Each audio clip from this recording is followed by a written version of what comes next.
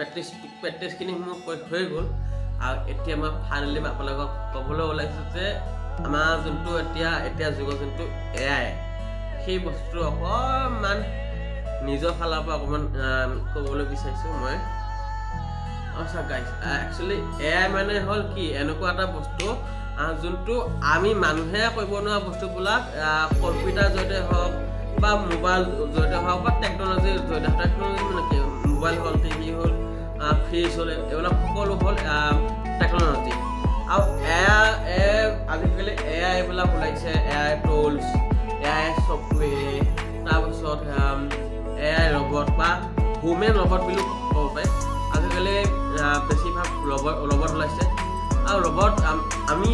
যোনবিলাক মানুহ আমিয়ে সিহঁতক বনাইছোঁ মানে ৰবটবিলাক আমি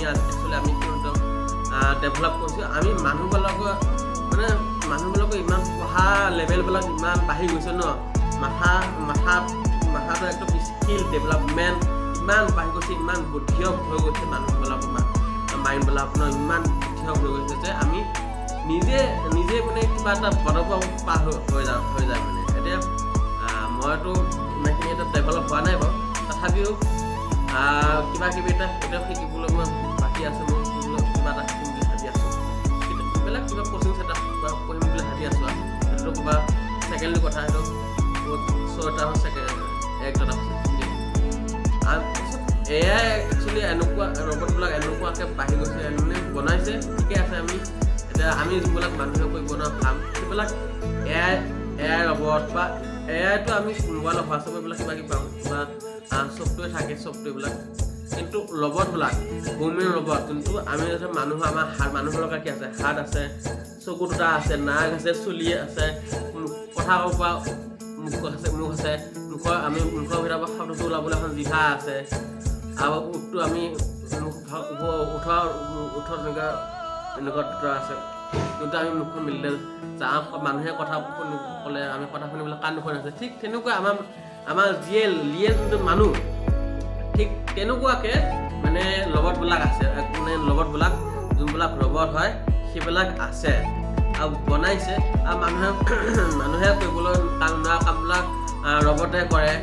আৰু লাহে লাহে এতিয়াতো আমি নিজৰ সুবিধা অনুসাৰে মানুহখিনি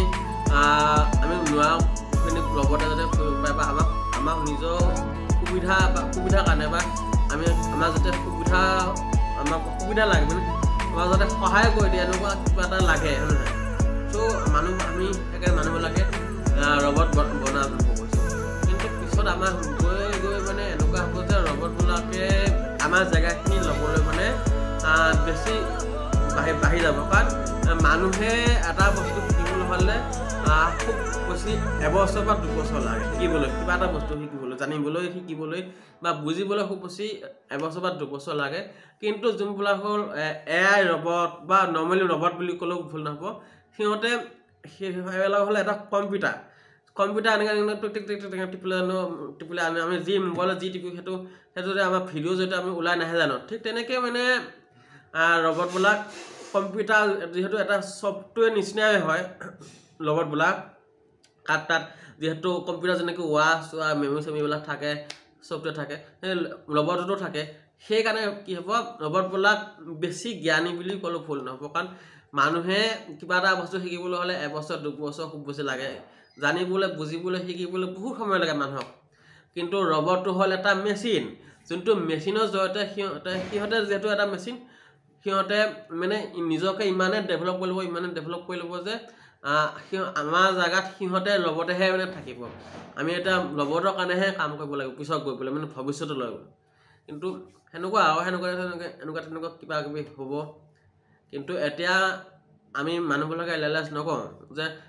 যে এনেকুৱা হ'ব তেনেকুৱা হ'ব কিন্তু ময়ো মানে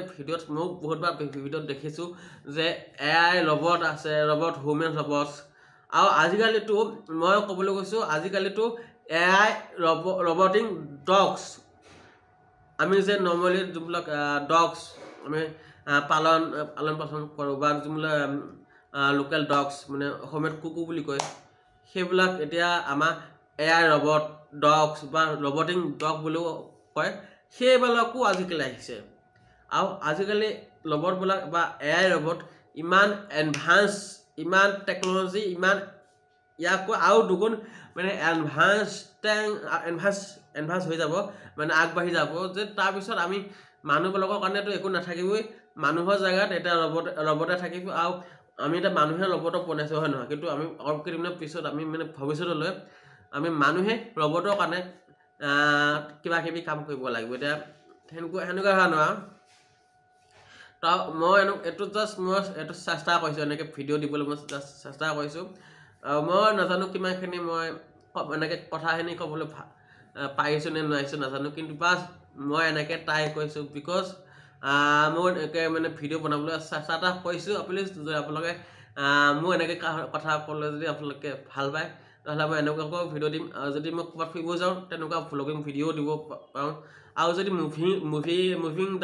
মুভি ডাবিলিং ফানি ডাবিলিং সেয়াও দিম এনেকুৱা যদি ভিডিঅ' কথা ক'বলৈ লাগে এনেকুৱা কথাও কমেডিয়ান টাইপৰ কথা ক'ব পাৰোঁ চ' আপোনালোকে ছাবস্ক্ৰাইব কৰিব শ্ৰীদীপ্ত ট্ৰেভেল ভ্লগ আৰু আপোনালোকে ইউটিউবত যদি শ্ৰীদীপ্ত মটৰ ভ্লগৰ মাৰি দিয়ে তেতিয়াও মোৰ চেনেলটো আহিব কাৰণ শ্ৰীদীপ্ত মটৰ ভ্লগতে প্ৰথম নামটো আছিলে সেইকাৰণে সেইটো ফেমাছ হৈ গ'ল এতিয়া শ্ৰীদীপ্ত ট্ৰেভেল ভ্লগ বুলি অকণমান টান হয় যদিও তথাপিও পাৰিব লিখিবলৈ শ্ৰীদীপ্ত মটৰ ভ্লগ বুলি মাৰিলে ডেফিনেটলি আহি যায় মোৰ চেনেলটো তো বাই বাই আজিৰ কাৰণে এইখিনিতে সমাপ্ত কৰিছোঁ